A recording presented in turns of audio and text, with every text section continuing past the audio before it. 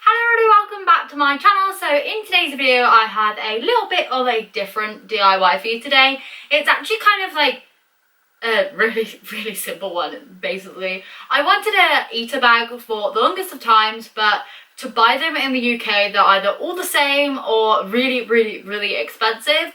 So I decided that I would just DIY my own from a bag that I bought recently from Primark. It actually only cost me £10, but just had unicorn horns and wings on. But yeah, I just figured it needed something extra, and even though I really liked it enough to buy it, I figured that I would just spruce it up a little bit and make it into an Ita bag. So if you want to see how I made it, I've filmed it all for you and I will insert it right now.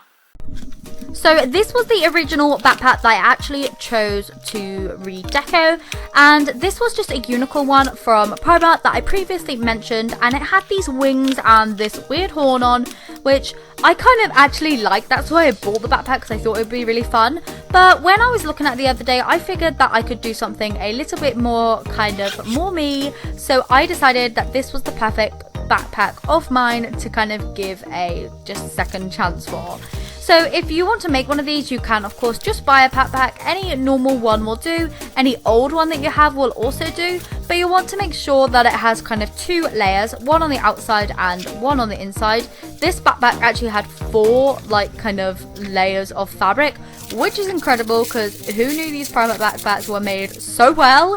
I was so surprised. But what you want to do is cut a hole out of the front layer first, and then you want to cut down some PVC plastic, like real thin kind of stuff that's used for like rain mats and stuff, and you want to cut that down to size so that it can act like the window. You'll then want to cut your way through the lining and stuff like that so you're able to access that panel from the back. I also then painted the inside of the second panel with a blue paint just to kind of make it the colour I wanted. You can of course insert a piece of foam in here if you want to as your background, but as mine was already foam, I didn't feel like it was necessary. So what I then did was took a piece of this faux leather in the colour like pink metallic, and I cut a directional pad out of that and 2 little buttons from the offcut pieces. Once the paint was fully dry on the inside of the backpack, I then hot glued the PVC kind of sheet into it to make a clear panel. What I then did was I hot glued on the directional pad and 2 buttons onto the very front of the backpack down near the bottom. Any DIY that I make of course is not complete without a kawaii face, so I went ahead with some black acrylic paint and just painted on a little face, and I also used a bit of pink for the tongue and white for the highlight of the eyes. Now I would highly recommend you using fabric paint. I didn't think this would be too much of a problem, but later on this actually cracked, so yeah, I would definitely recommend using fabric paint instead of acrylic paint than I have right here. I don't know why I chose to use acrylic paint because I have so much fabric paint, but I didn't and I kind of regret it now. So once the paint was fully dried, you can then stuff up the kind of clear panel with all the things that you want to pop into your Ita bag. I wanted to use charms, so I actually took safety pins just like shown here and pinned them through and pinned them on the back of the foam sheet. So once you have all your charms and everything inside, your bag will look a little bit like this. So I've got all my polymer clay